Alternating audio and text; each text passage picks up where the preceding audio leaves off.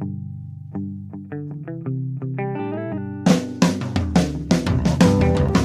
only real God is the one that you believe in. Start looking for the God in others. And if you find you're tuning into a wave, well then I don't know much about being saved. Hello, everybody. Hello, friends. Welcome into another episode of Spiritual Philosophy Chatter with the Joneses. I'm Danny Jones. And I am Samantha Jones. And here we are, episode 142, right? Yes, 142.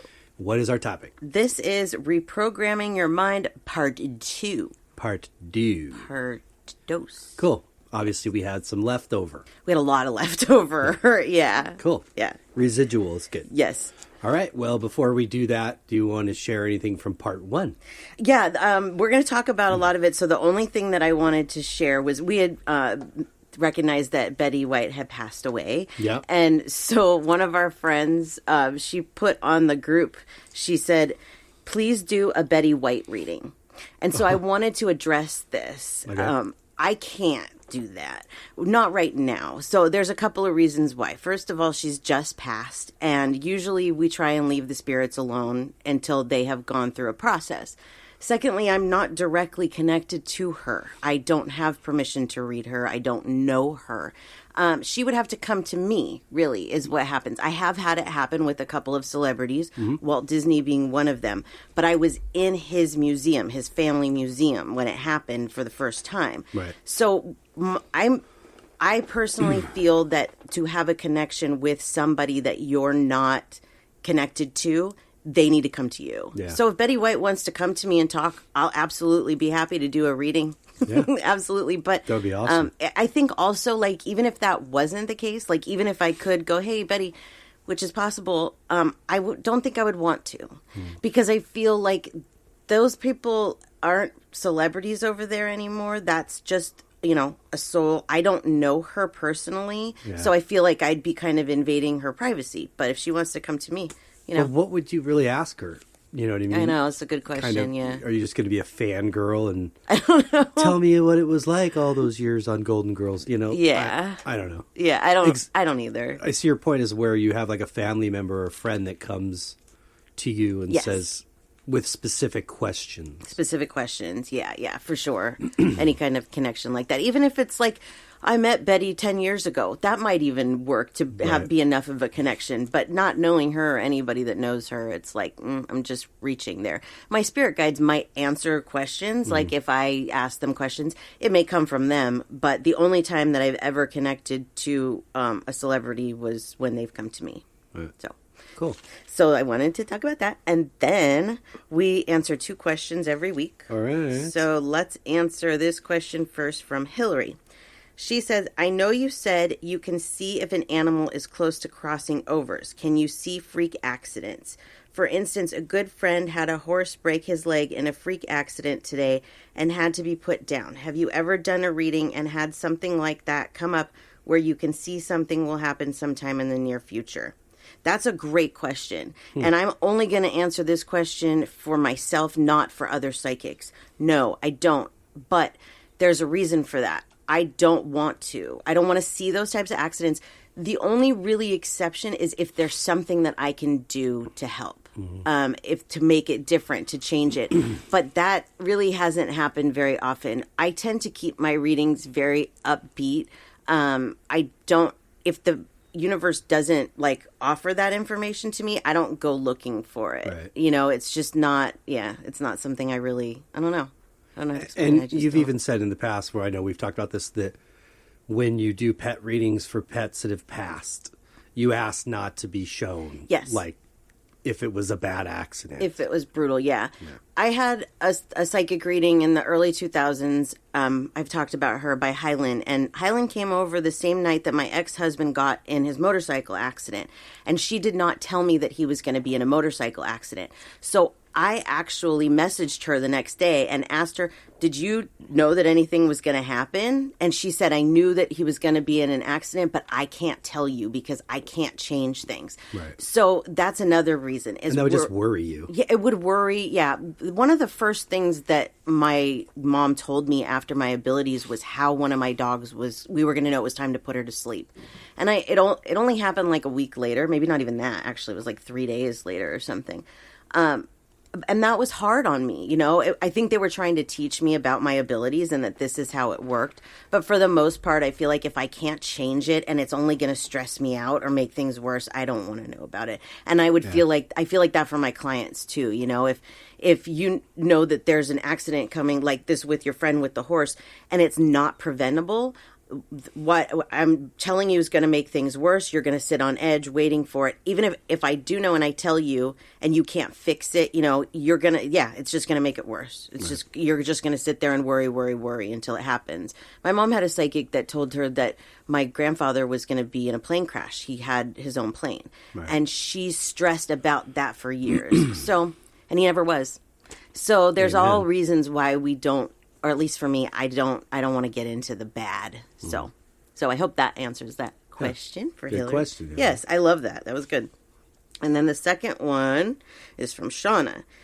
Shauna says, spirits know everything. Universe knows everything. Do spirits and universe share memories? Weird question, and I'll use an example. If someone asked you to ask your mom if she knows something about me that only my grandma would know, would Linda know about the thing? If that makes sense. My belief is they're kind of one. Yeah. So it's like once you become a spirit, you're privy to, I wouldn't say you're privy to all information. Right. But you are privy to a lot more information than you can retain here in this world. Yes. For sure. I think it works like that absolutely, where like if I asked my mom a question, she wouldn't have to go to your grandma to get the answer for that question. Your grandma might come through and answer it herself. Right. Or my mom would just, there's like an unlimited database, I guess is what you'd call it. Like for me, like with my psychic abilities, it's not like I just have everything in my brain, right? Like I have to ask these questions. I have to go searching for them. So it's the same thing. So like if my mom were to, you know, just be like, ask a random question, she would know because it's, you know, connected to the universe. Right. So I think it's just all knowing. I don't even think they have to really ask the question. I think it's just all knowing. You know, they know what's going on in our heads more than we know what's going on. Really, like the things that even we deny to ourselves. Oh yeah, they know better. You know, they know what we want better than we do. So, our belief is that it's one consciousness, and that if you tap into it, you can tap into any memories, anything. Yeah, I think it's definitely with the psychic ability as a mortal human, there is kind of like that, there's a database sort of, what's that guy's name? I never remember. What guy? Eric? Who are you talking about? He does a TikTok thing. He kind of talked about like in the psychic realm. Oh, Aaron Dowdy? Oh yeah, Aaron, not Eric, sorry, Aaron. That there's this kind of information sort of highway where you can tap into that. Yes, exactly. Not everybody can do that. And I also think that not all information is going to be available to anybody that's tapping into this, whatever you want to call it. Let's just call it a network. Right. I think it depends for a lot of reasons. Yeah. What is the information you're seeking? How is this going to affect you? How is this going to affect somebody else? Right. Yada, yada. But I do think with the psychic abilities, you can obtain a lot of that. Yeah. Even stuff that most of us walk around and aren't really able to get. Yes, absolutely. It just has to be tapped into. Exactly. So I hope Shauna. Yeah, I hope that answers your question. And then let's do the reading. We do a reading every week. Yep. So this is for Paige. She says, "This is George. I have put his picture up in your group before, and I listened to your podcast, which is awesome, by the way. Maybe I've missed it if you've done it before, but I would love to hear from him if that's okay." They were previously in a relationship before he had passed, and she said, "But I can't think of any questions. I just love if anything came through." So let's talk to George. George. This George, so you see him. Cool. All right, let me connect to him. 1 second. He looks like a pretty kind of chill, nice guy. Yeah. He actually... Does he have an accent? He has an accent, and he's kind of like surfer dude-ish. Like, I know he's not Californian, because this isn't a California accent. No. I don't know what this is. But, yeah, he comes off like the surfer, cool dude, like that type. Right. That if I thought he was from California, let's see what he has to say to you. He says that you were so much fun to hang out with, and to be like... I feel the relationship, but I'll be honest, I feel the friendship more than I feel the relationship. Like maybe you guys were friends before you were in a relationship, or that was just a stronger part of things. But he really talks about how much fun you had together and how you were down for anything. And he loved that because he's also down for anything. He liked the adventures and trying new things, and you were always game for that. I can feel his love.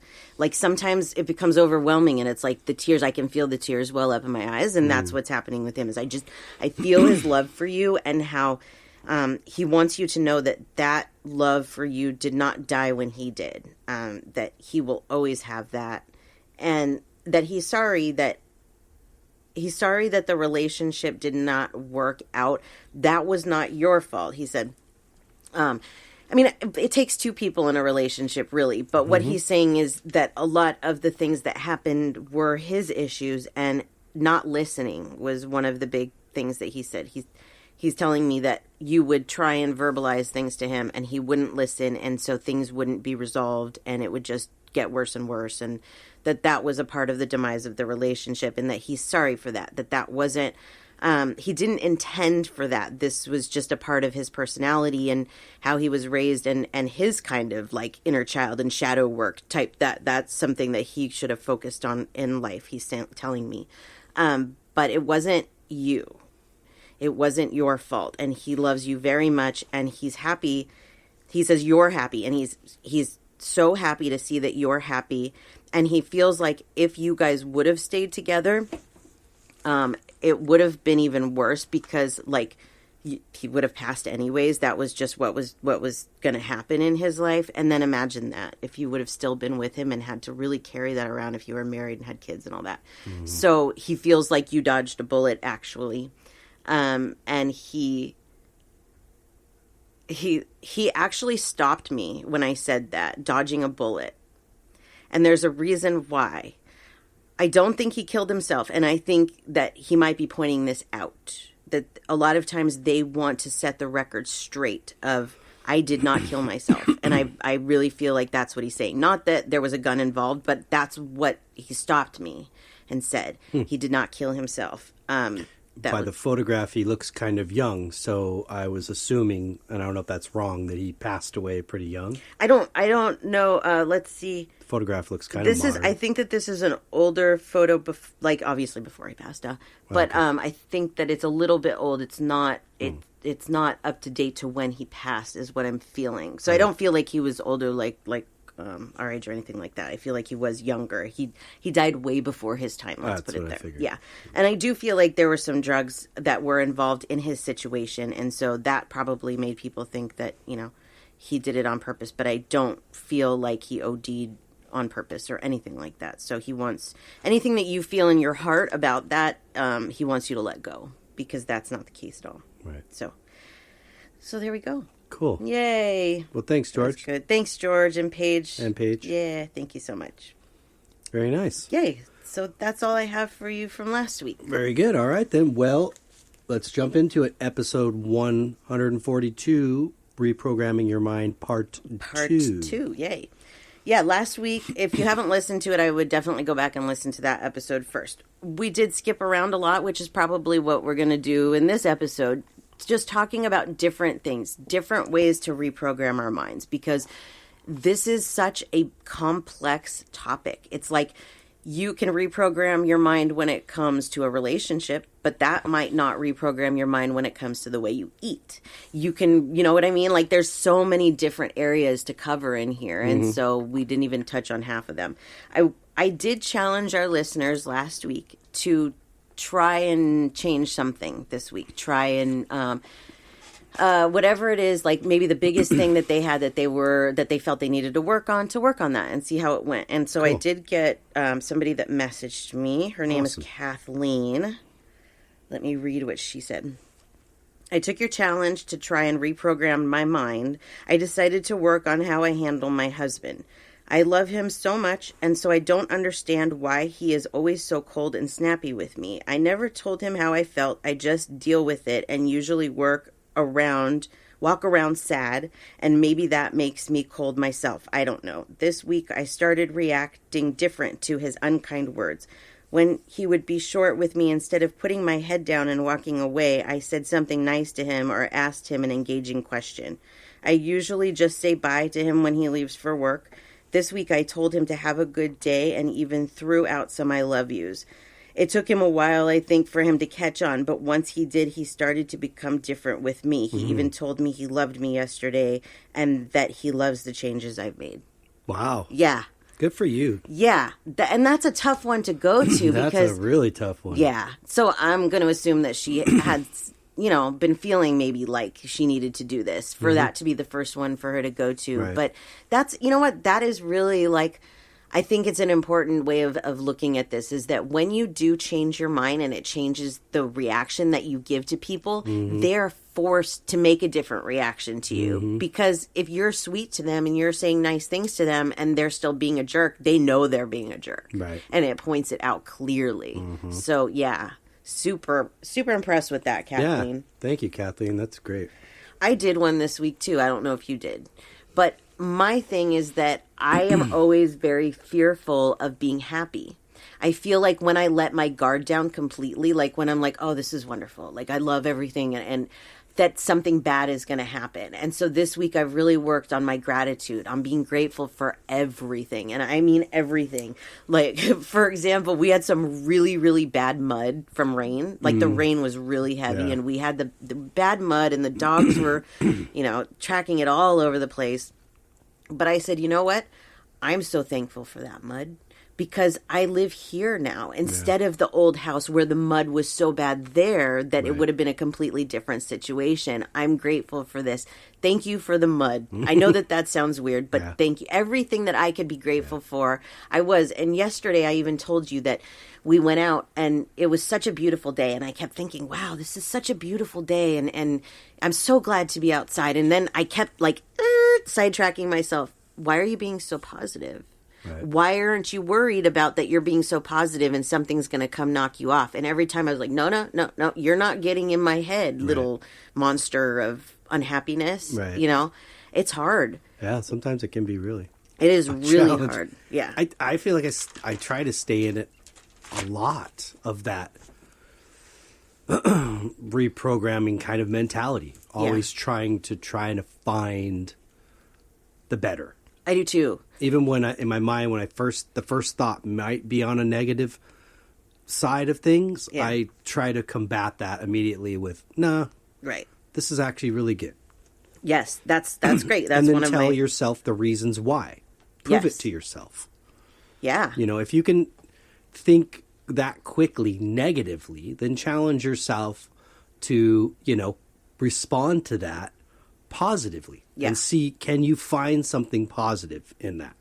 Yeah, that's really it, is finding the positive in what feels like the negative. And this is something on my list to talk about, so we'll go into that. When you have those negative, intrusive thoughts and you want to push them out, I have a couple of different things that I do with myself too, and I've talked about one of them before, and that is that if I can't stop the thoughts any other way, I go to my happy place.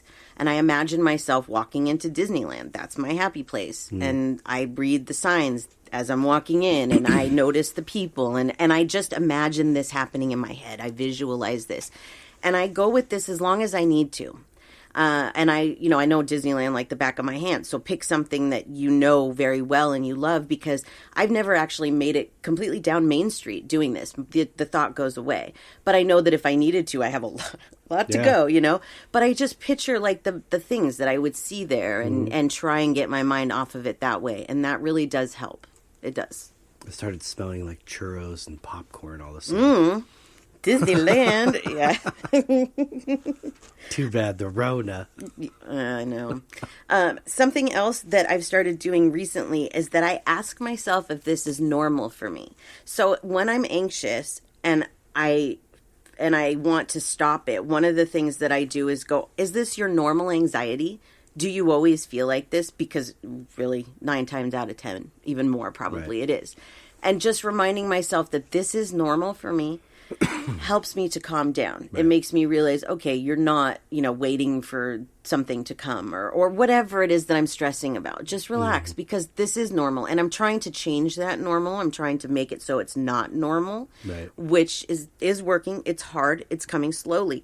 But we have to, go on your scale of, hey, I'm starting to feel a little bit better. So is this normal for me still? Well, yeah, it is. So, keep going with it is what I'm saying, The other part with this too is like on this path that I get so excited about like the future, Yeah. Of the change and the growth and the exciting things that will come. And that's based on all the exciting things that have already happened. So it gets me excited, but I try to remember of just being now. Right.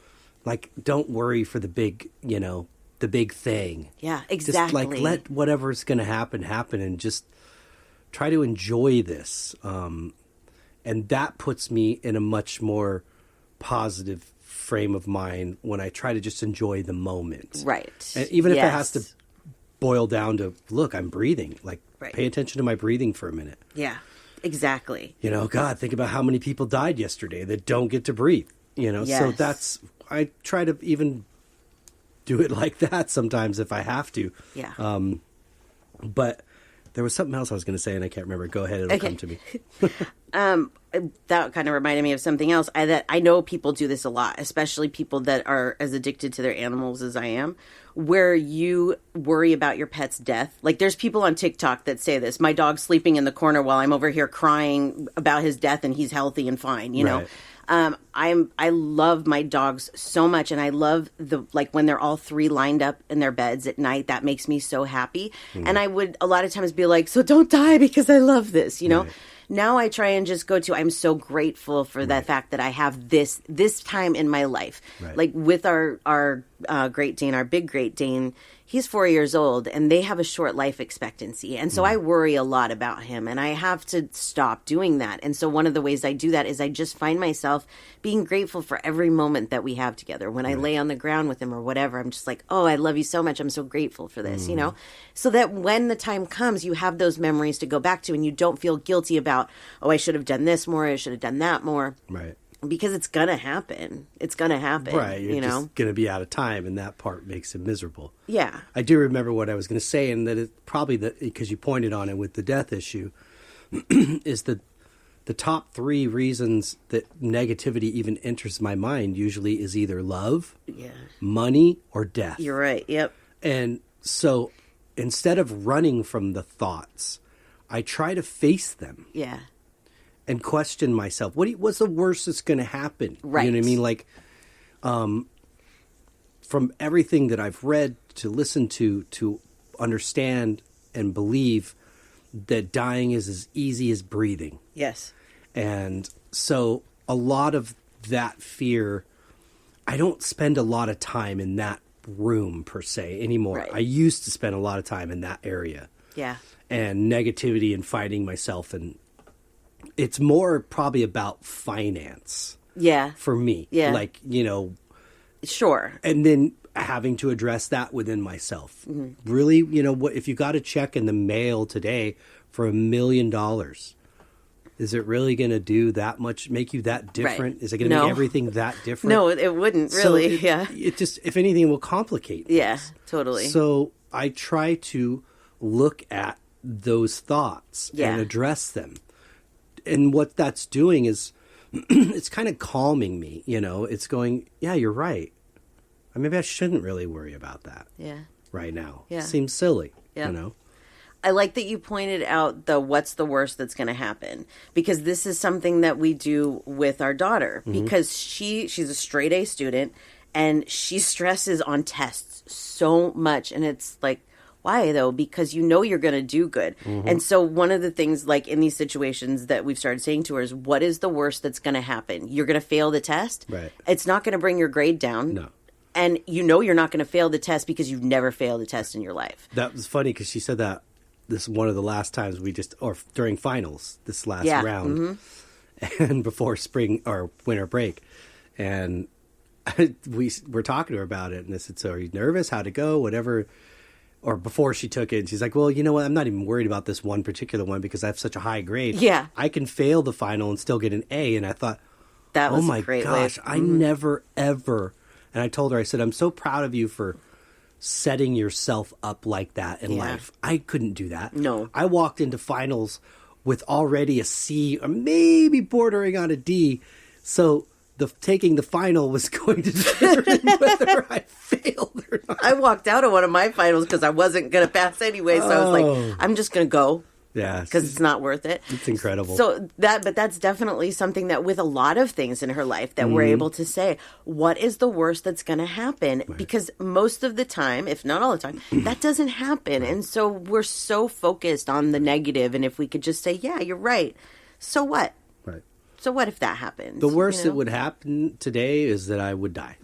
And right. that in itself, at least from where I stand in my beliefs and what I know, what's the big deal? I would be I would be in the most beautiful, awesome place ever. And they don't want us to think like that. Right. They don't. They definitely don't. I'm in no hurry to go, but it's like that would be the worst. But that's looking at it from this side of things. Right. Definitely.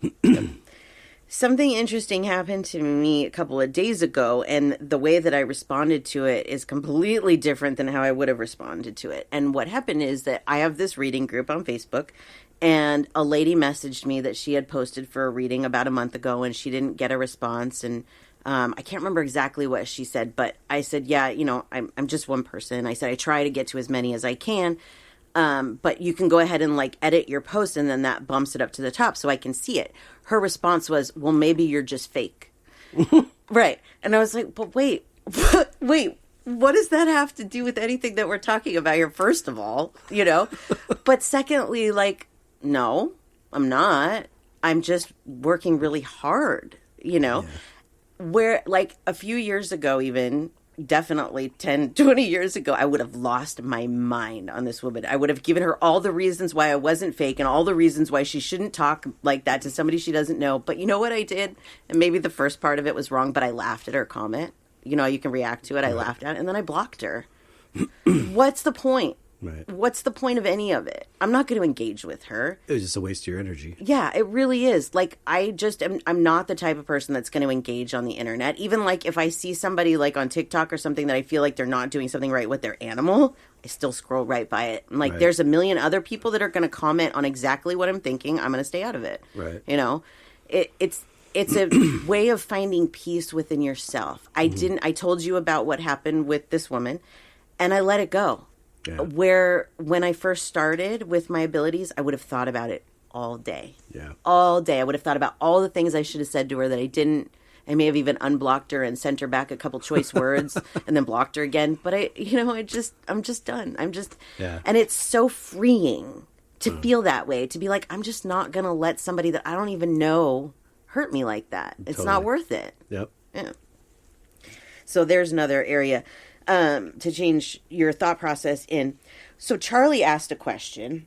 He says, how long does it take to fully reprogram your mind? A lifetime. Yeah. I don't think that any of us will ever fully do that. It's a part of the process and the journey. It's a commitment you're making to yourself to not allow negativity to bring you down in life. Yeah. And sometimes that's a daily commitment because you might have something bad that happens in your life and puts you in a bad mood. Right. Do you stay down that path or do you realize, that was just a moment. Right. Now I go back. Yeah. Exactly. And you know what? That's the way it's supposed to be. I mean, I'm sure maybe there's some people that have gone through, this whole spiritual journey and they have maybe reprogrammed their mind and they think perfectly. I don't know. But for most of us, because of what we've been through in our lives so far, that's just not logical. It just isn't. And I feel like, at least for me, I'm middle-aged now, and I feel like the first half of my life was throwing all of this crazy stuff at me that I need to reprogram in the second half of my life. Right. And I could get angry about that. And I could be mad at the people that caused some of this damage and that. But I realized that this is a part of my journey. And that I'm going to, for our listeners and for my life, I'm going to, as I go along my life, continue to improve every area that I need to. And try and be as close to that as I can when I die. Mm-hmm. But I'm striving for that. But I'm human. We all are, whether we're aware of it or not. Yeah. We all are. I mean, there's people that do bad things every day, and does it cross their mind? I'm sure it does. Does it stop them? Not always. No. But we're all striving for it. It goes back to that wonderful saying that we're spirits having a human experience, not humans having a spiritual experience. Right. So when we come into this body, part of all that's erased. It's remembering that. Yeah.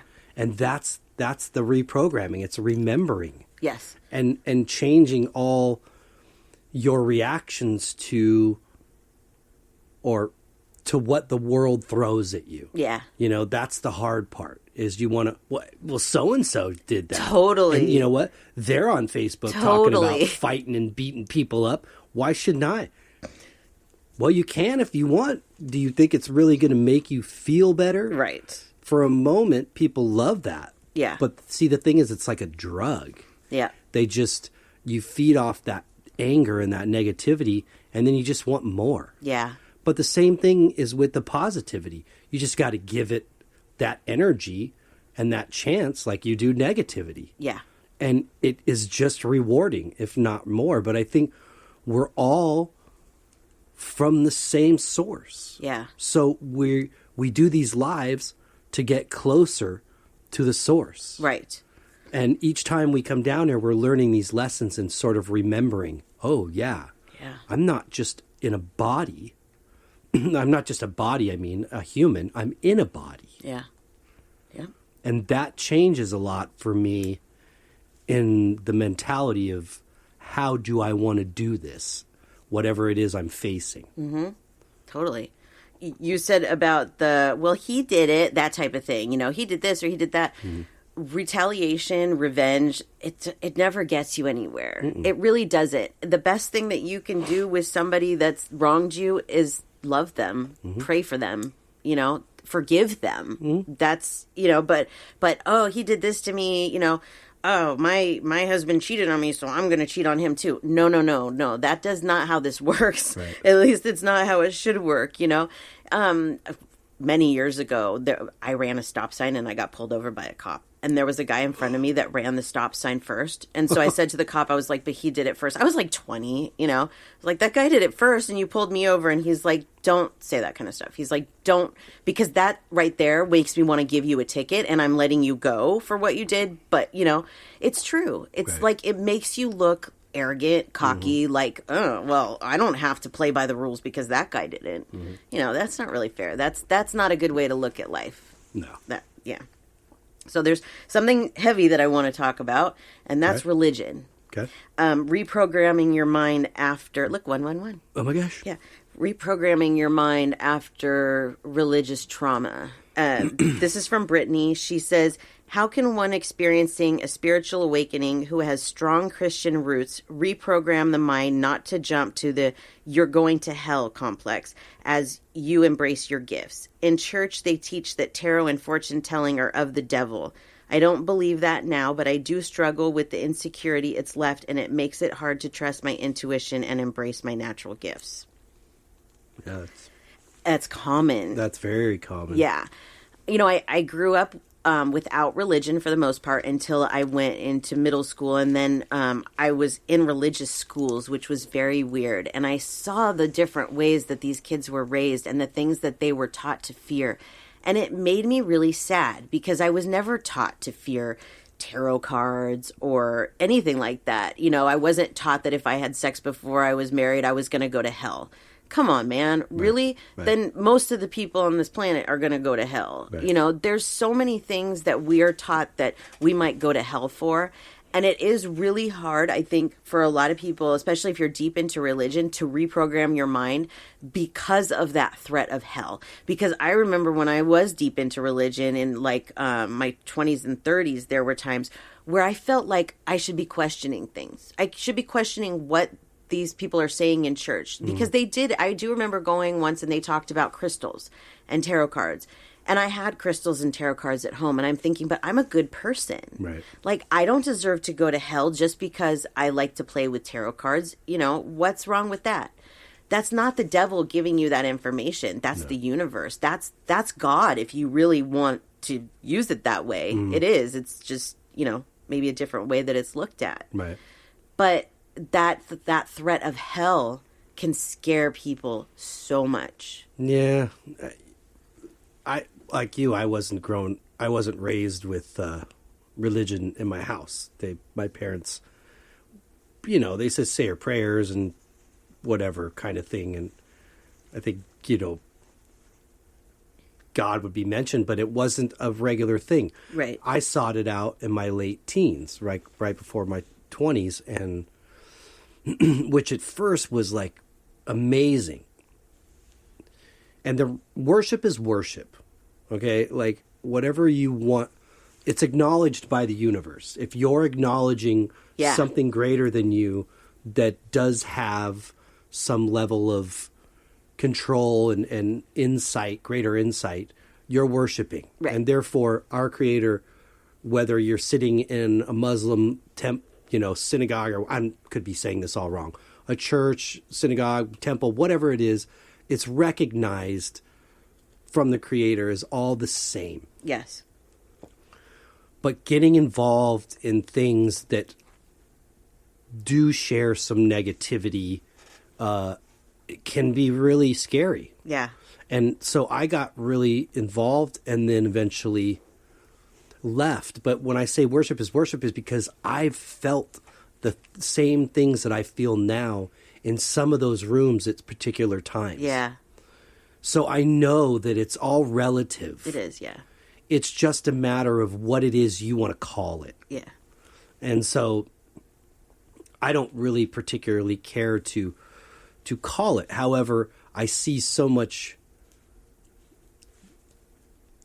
I feel like as far as religion or Christianity and as far as Christ is concerned and the message he was trying to get through, I can see how it's been, so much of this has been changed through time and translation. Yeah. It's that feeling that you get, Right. you know, when you're kind of overwhelmed by the Spirit, Right. that you know that's the truth. Right. It doesn't need a face or a name. And I'm not discounting, you know, the people like Buddha or Christ or anything like that. They appreciate you acknowledging them for their efforts to show the world a different way. Yeah. I don't think that they're asking to be worshipped. No, not at all. Mm-mm. I think that goes to the source. We're not supposed to worship anything. God, the Creator. That's the one that we were praying to. And all these lives, whether being important or unimportant, so if you were a mechanic or you were Jesus, they all matter. And once they're there to make sure that whatever it is that we need, they do God's work for it. Right, definitely. They're angels. They're all spirits over there, and you will be one day too. Yeah. One of the things about religion that I feel very strongly is that nothing about your religion should make you hate somebody. No. It shouldn't make you evil. It shouldn't make you do mean things because you think that that's what God would want, you know? It should make you a more loving, gentle person. And that doesn't happen all the time. People throw, you know, around that things like, I don't know, LGBTQ type of things that my religion says that gay marriage is wrong. Where, show me in the Bible where it actually says that. And even if it did, the Bible isn't 100% fact. But I'm not going to go on a tangent on that. What we have to do in these situations where we don't know what is right and what is wrong. We have to go with what we feel in our heart. What we feel is the right way to treat people, and letting people live their own lives the way they want to live them is a big part of being a loving, caring person, no matter what that means. And for me, unfortunately, my religious experience is that most religious people use it against you. They use it as a way to hurt you, or, you don't do this. So like, there's this lady I follow on TikTok, and her son has Sanfilippo syndrome. And people were telling her that her son has that because she doesn't believe in God and they're atheist. Come on, man. Don't say that to somebody. Like, that's ridiculous. That's the biggest mark I think humans have missed. Yeah. Is mind your own damn business. Yeah, exactly. And just love each other. I used to do TikTok for our podcast, and I love to go on TikTok and watch videos, but I really refuse to do any of that anymore because people are so mean. Why do people do that? Why do they go on social media and they want to be mean to others and say things that I don't understand that?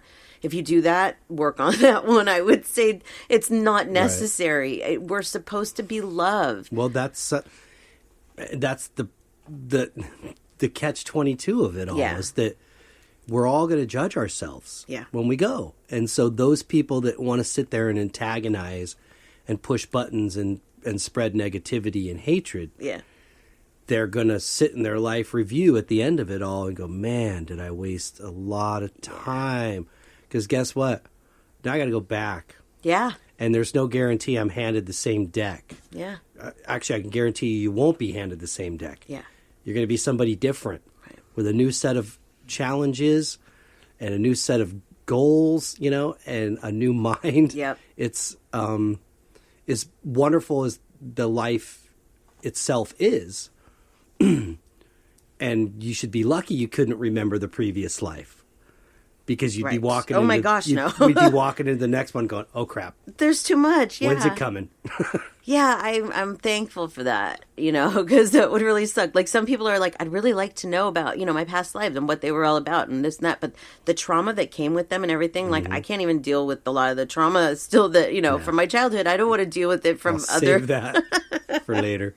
No, it's good that we don't remember that stuff. But coming back to Brittany's question about the religion, I think this is another one of those areas where you have to be stronger than what you were taught and realize that we are taught things that aren't correct, and that we have to make our own rules for ourselves. And if you feel that tarot cards aren't the devil's work, then you use them and you enjoy them, and you don't let anybody try to tell you that they are, because they're not. They're simply a tool for people to use to connect to the universe, to get advice. They are, no. And they're incredibly accurate. Beyond ridiculous. And they've always been kind. I've seen truth be laid out, which isn't always pretty. Yeah.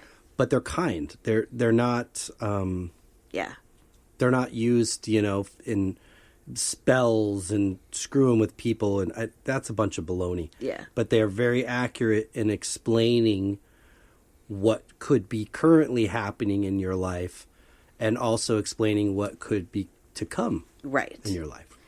Yes, exactly. And like you said, really, I think this is an important part. If it doesn't affect you in your life, move on with it. If somebody's doing something in theirs and you don't agree with it, it's their life. Move on with it. Yeah. I'm sure that we have things in our lives that you guys would probably be like, oh, what, really?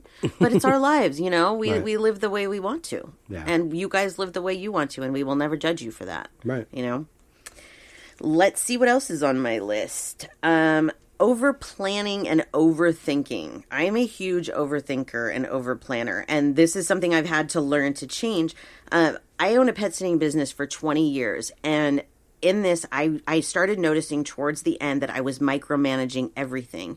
That when I would go, because I worked like 4 different shifts a day, I would go out 4 different times.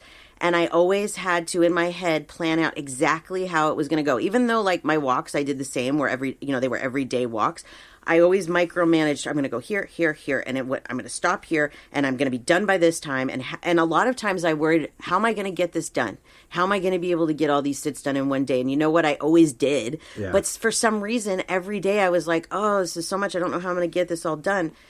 And by putting that out and making yourself think that this is too hard to get done, it kind of drags you down. Mm-hmm. And so instead of doing that, it's more like changing your look at things, not over planning, realizing that the day is going to go how it's going to go, and you're going to get the stuff done, whatever it is, and this comes down to what's the worst that's going to happen. Right. But that's something I've really had to reprogram my mind on, because I want to free my mind up for other things, Mm-hmm. And it is hard. Yeah. We have a way of micromanaging. Another example that I can give you of a way that I actually have really worked on this is a while back we were dropping our daughter and her friends off at a campsite on Pacific Coast Highway. Mm-hmm. And it's such a busy highway, and we were going to be turning left into the campsite, and I knew this. So I started when we left the house. How am I going to handle this turn, this drive on Pacific Coast Highway, this turn? I don't know why I do this. I really don't know why I do this. I stress myself. Like, what if it's really busy? I didn't know there was a center turn lane. So I'm stressing myself of what if there's a lot of traffic and I have to turn left and a lot of traffic on PCH? Why am I doing this to myself? Right. And I actually heard that day on my way there, my mom say that to me and say, you know what? Whatever happens when you get there is what happens when you get there. And if you have to have a line of cars behind you because it takes you a while to turn left, what difference does it make? It's your safety, and that's what it is. So I don't know why I did those things, but but I always think about that when, it's like, why am I overdoing this? It's just going to go the way it's going to go without me trying to plan and micromanage every little move. That's a good, that particular topic, that one for me is to kind of go back to the moment. Yes. So I got to drive to the beach.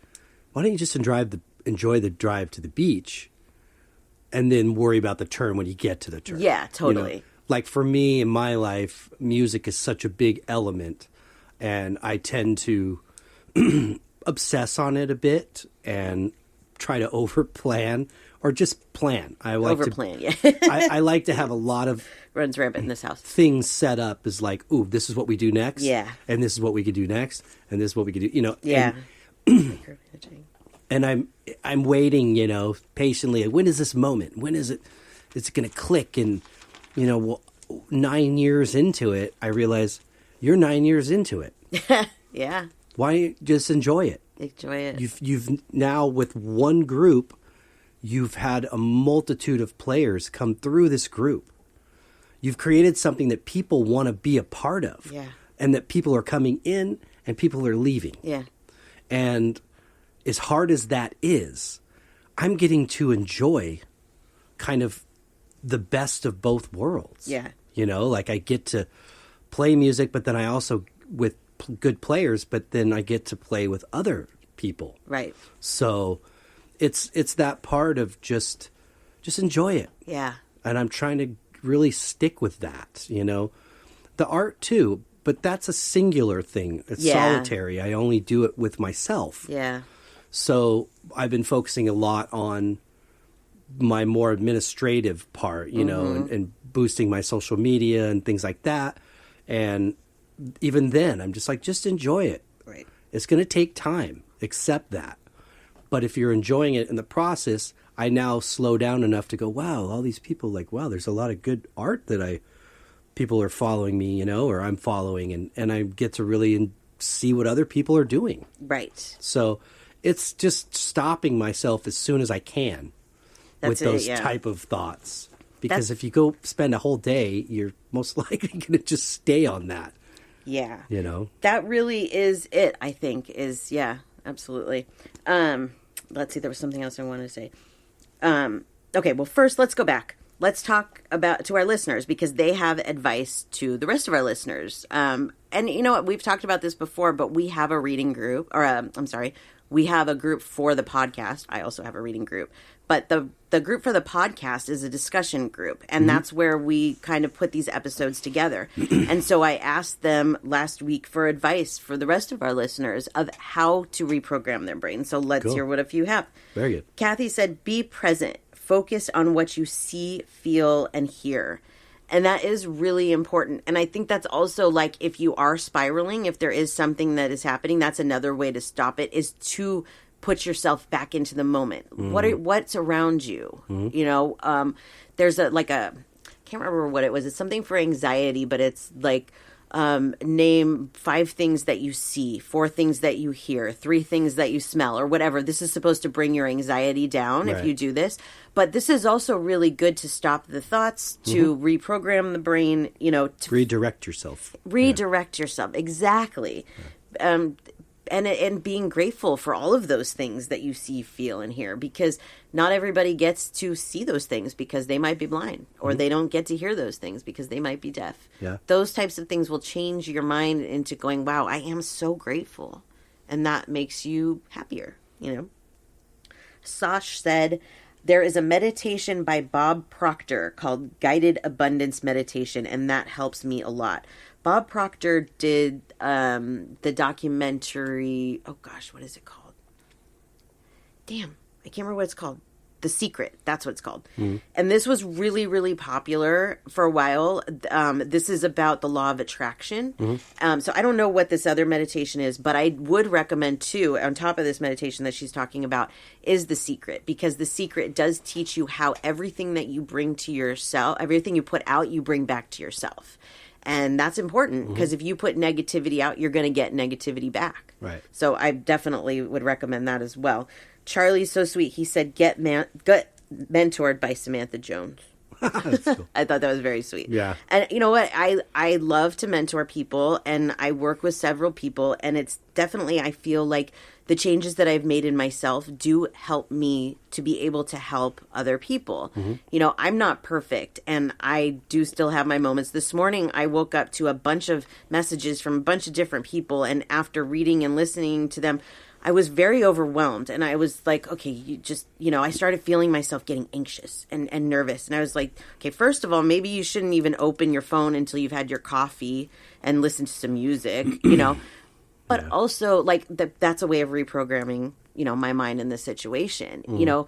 But also, this is their problems. The people that, you know, that messaged me or whatever, this is their problems, and I can't let myself get angry or upset over their problems. All I can do is be there to help them. And it's those types of thoughts that stop me from spiraling into, like, some situation where I might be angry the rest of the day, or I might be like, I can't believe this person feels that way. Well, that's how they feel, and I'm not here to judge them. So all of these things I have to, you know, remind myself and bring myself down, but it makes the day better. You can go on with your day after that instead of sitting there having those fake arguments, thinking about all the things that, you know, you should have said or whatever.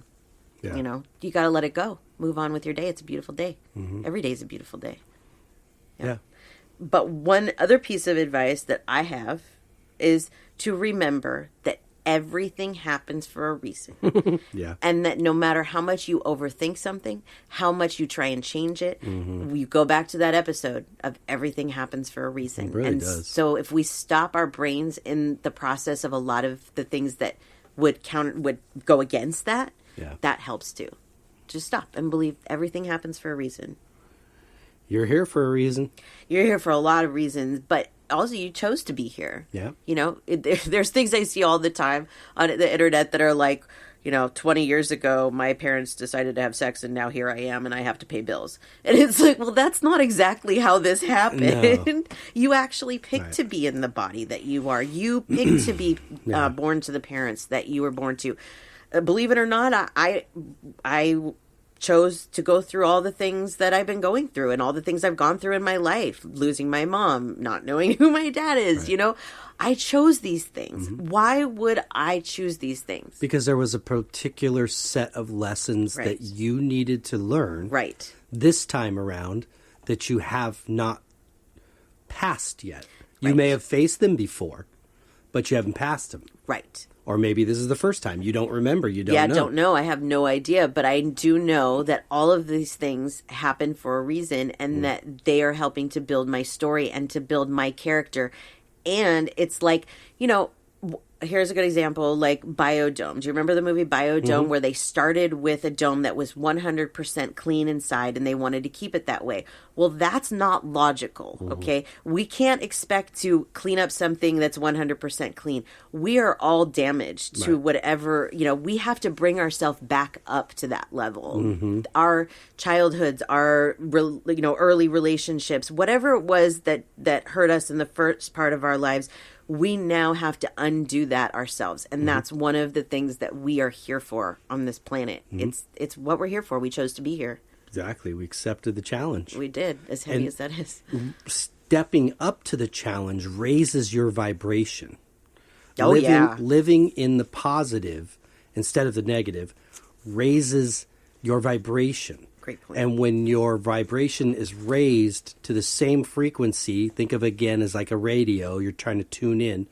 When you raise it closer to their vibration, then you will see a lot of change. Yes. Not just within your own mind, but within the external world outside you. I believe Kathleen was a great example of how she approached her husband differently. Yeah. And she looked at it differently first, then she reacted to it differently second, and she got a change. Yeah. And she probably thought, well, I could just give up on this. It's never going to work. You know what I mean?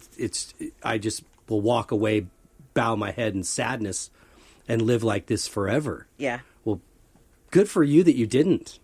Yeah. Yeah. That you believed that there is a better way. Yeah. Exactly. And you believed that, and you were shown there is a better way. There's something important about this that her husband said, which was, it has to make you look at you too. Yes. Because he noticed a difference in her behavior. Exactly. So maybe you did him a favor. He was too scared to make that first move. Yeah. But sometimes it's as simple as just reaching out your hand to hold your partner's hand. Yeah. Or put your arm around them, or just look at them and smile, or say, I love you. Simple things will get a simple response. Right. Absolutely. Usually, with time. If you, and she sounds like it didn't happen overnight. She had to be persistent. Yeah. Yeah. So rising to that challenge and being persistent is going to raise your vibration. Yes. I agree with you on the vibration, absolutely. And Einstein said that insanity is repeating the same behavior over and over and expecting different results. And so in these situations, like you were saying with Kathleen, she chose to take a different route. She chose to say, you know what, the way I've been doing this isn't working, so I'm going to try something else. And you know what, it might not have worked. She might have to pick another route. It might not work at all. He may just be at a point where, and I'm not saying this to you, Kathleen, but I'm just saying in general, that where he is done with the relationship. Right. You know what I mean? Yeah. And so then that might open up that door of like, okay, well, this isn't working, so maybe we need to talk about something else or whatever. But continuing to do the same thing day in and day out is just going to give you the same exact results that you've always had. It's not going to change anything. So, right. Yeah. Yep. Cool. So that's my episode for you. I think we covered it all in 2 episodes. I'm I think sure we we didn't, but that's okay. Yeah, that's okay. There's a lot. We could go on and on about every example. The problem would be I'd have to remember, and that's impossible. Yeah. But, every example that I'm faced with or you're faced with or the world individually is faced with every day of how to do this. And, Charlie, don't let that answer, meaning it's going to take a lifetime, be daunting or disappoint you. Look at it as a challenge, and each one that you accept is raising your vibration a little more. Yeah. I did a reading for a lady this week in my group, and she had a 2-month-old daughter that was taken from Child Protective Services. And she asked me if she was going to get her daughter back. And she is going to get her daughter back. But one of the things that the universe wanted me to point out to her is that right now, it's time for her to work on herself. Her baby's being taken care of. Her baby will not remember this time. It is time for her to take care of herself. This is actually a gift. She got mad at me. how could this be a gift? And I understand, like, that's harsh to hear, but I have to deliver the messages from the universe. Yeah. But if she could change that and look at it as though, okay, now I'm going to work really hard. I'm going to work hard to get my daughter back. I'm going to do everything I need to do. Instead of sitting in the pit of despair and feeling sorry for herself, she'll get her daughter back faster. And that's what the universe was saying. Stop sitting in the pit, do something different, make something happen, and you'll get your daughter back. You know, it really is. It's about working hard, changing those views, and seeing that life is it all happens for a reason. It does. Yep. So very good. Yay. Well, that was cool. Thank you. Yes. And thank you to all of our listeners that send us stuff and that get involved in the discussion group. We couldn't do this without you. I'd love to, we love to share our own stories, and we know that helps. Our listeners tell us all the time that helps, but it also helps them to hear your stories. Right. And that's why we say helps us too. Absolutely. I mean, we all learning from each other. Yeah, I love this Kathleen story. It's not what's going on in my life, but I could take what she's done and use it somewhere else. And we could all do that. I agree. Yeah. Very cool. Yay. Well, before we say goodbye to everybody, would you like to share your information? Yes, you can find me on my website at SamanthaJonesPsychicMedium.com. You can schedule an appointment there and find all my social media and etc. You can also email us at the show at spiritualjoneses@gmail.com. Yes, please. And then for you. For all the input, everybody. Yeah, we love it. Thank you. Just to piggyback what you said. Yes. For me, please, yes, my art page, djonesartcollection.com for the web, at djonesartcollection for Instagram and Facebook. And the music, just plugging away. I'll leave it at that. So that's all I got. Great. Cool. Well, we hope everybody got something out of it this week. That we do. And we hope you all have a great week. Until next week. Peace and love.